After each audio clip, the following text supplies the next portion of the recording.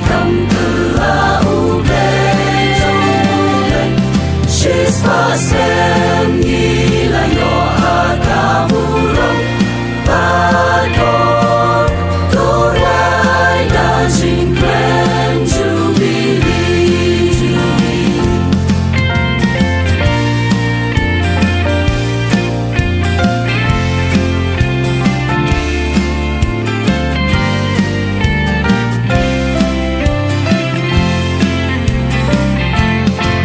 Shisvasem gila nang yan Hajing Shakri Ubre Kun Samla Jing Shakri Kayay Pernayan Kijing Etungin Nang Tun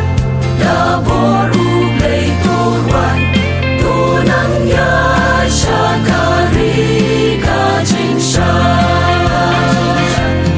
Tungin Bay Tungin Yaro